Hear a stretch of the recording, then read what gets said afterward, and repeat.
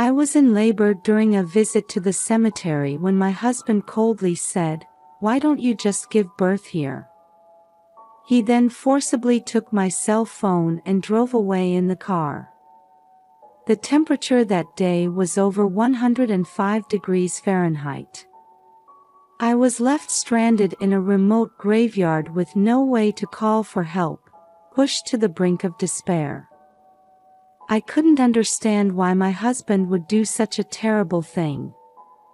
As I was overwhelmed by pain and fear, I suddenly realized something. My name is Taylor. I'm a 33-year-old housewife. We're in our third year of marriage, but early on, I had envisioned a hopeful future with my husband, Niall. On weekends, we used to go shopping together, cook, watch movies, and spend peaceful time together. I felt genuine love and trust for my husband, believing that our vowed love would last forever. However, that illusion was shattered when I became pregnant.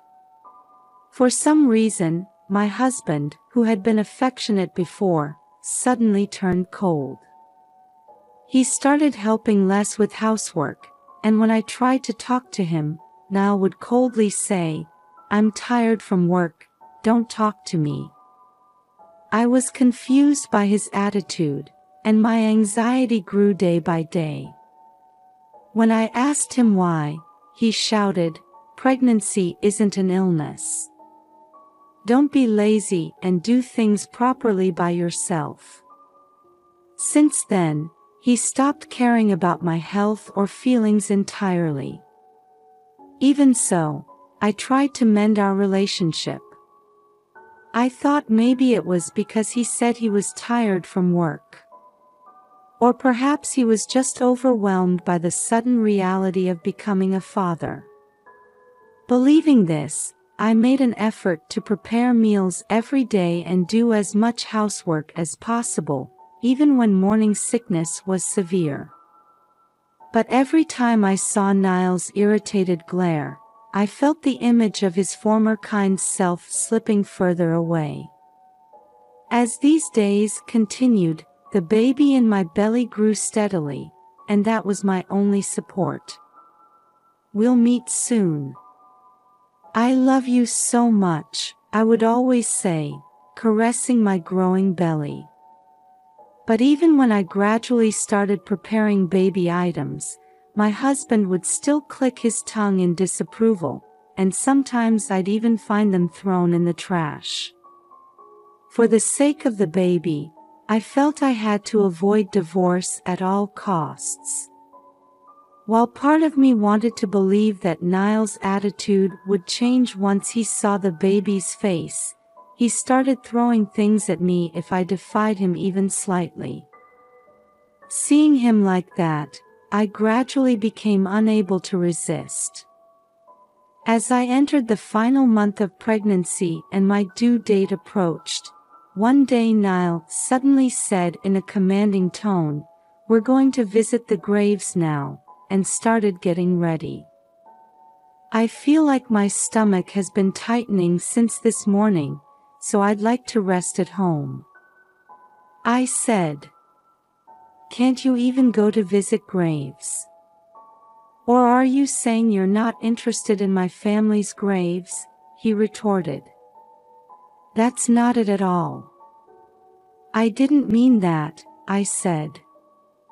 Feeling scared by Niall's sharp glare, I couldn't speak up any more forcefully. Unable to defy my husband's orders, I had no choice but to do as he said. So we headed to the remote cemetery in Niall's car in the scorching heat. An awkward silence filled the car, with only the music from the radio echoing emptily. "All right, we're here. Get moving," he said. Dragging my heavy body, we headed towards his family's grave. However, my body was already exhausted, sweat pouring from every pore, and I felt short of breath. The temperature that day was over 105 degrees Fahrenheit, and even the mountains, which should have been cool, were stifling and suffocating. If I could just get through this quickly, we could go home. That's when it happened. Ouch! I had felt pain in my stomach even in the car, but now a sharp pain like nothing before shot through me. Surprised by the pain, I crouched down on the spot. Niall must have heard my voice, but he kept walking ahead without paying any attention. I tried to call out to stop him, but only a faint voice came out of my mouth. Niall, please. My stomach hurts. I think I'm in labor. I expected my husband to help me when I said that, but he just stopped and looked at me with a cold face. His eyes showed no trace of love or concern for me. Please. Take me to the hospital right now. Why don't you just give birth here? He said with a smirk, looking down on me. My heart sank to the depths of despair. What? This baby is his child too. I never imagined my husband would act so cruelly. I have things to do after this, so figure it out yourself, he said, forcibly taking my cell phone from my bag. Wait a minute. What are you going to do with that? I asked.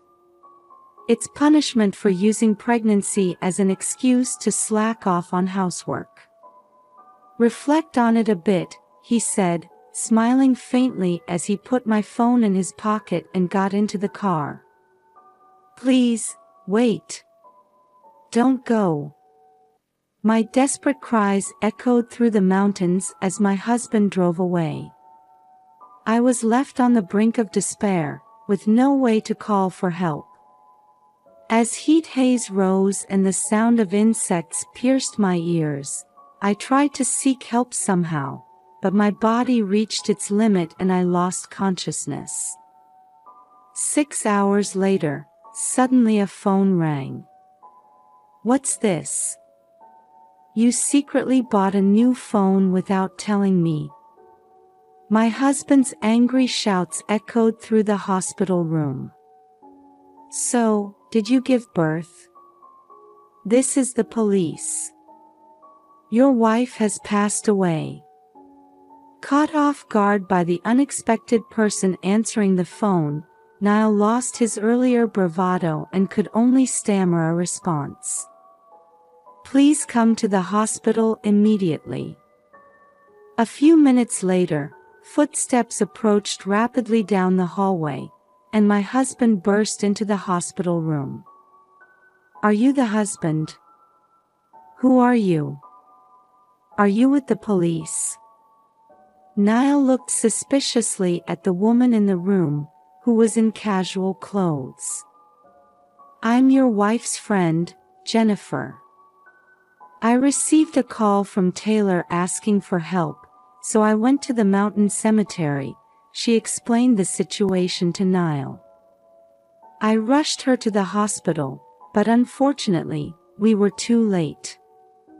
Jennifer lowered her eyes sadly and bowed deeply in apology. Behind her, on the bed, lay a figure with a white cloth covering their face. Why was my wife, who was in her final month of pregnancy, alone in such a place? I don't know. I couldn't ask her about it. This can't be. What about the baby? I'm afraid the child also. Niall started sniffling, then began to cry, saying in an anguished voice, I can't believe Taylor is gone. Are you sure you have no idea why Taylor was at the cemetery? Jennifer slowly raised her face and asked him with a solemn expression. Of course not. I wasn't told anything, he replied. I see. Then, please look at Taylor's face. The moment she gently removed the white cloth from my face on the bed, I could tell my husband gasped.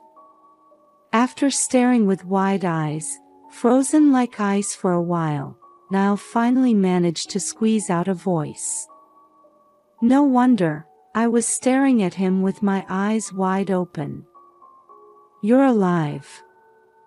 Yes, I am. Thanks to you, the baby was born safely and is doing well.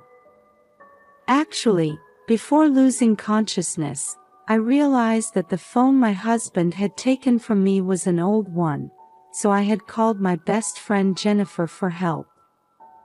Then I safely gave birth to a baby boy at the hospital. Just as I felt relieved to be saved, anger and sadness over my husband's actions were swirling violently in my chest. So I decided to cooperate with Jennifer. But the police answered the phone earlier. That was Jennifer. We set it all up to trap you after you abandoned me in the mountains. My husband's face twitched for a moment, but he quickly regained his composure. I didn't do anything like that. Taylor must just be confused, he said, turning to Jennifer with a smile. I would never do such a thing. I was worried about my wife in her final month and was looking for her. How can you lie so shamelessly? I said. Taylor, you've been through a lot. But I'm so glad you and the baby are safe, Niall said, now taking my hand and acting like a good husband. I shook his hand off with all my might. That's enough. More importantly, there's someone I want you to meet. At that moment, the hospital room door opened again, and a woman entered. Belle. Niall's expression froze instantly, his eyelids twitching with a mixture of surprise and fear.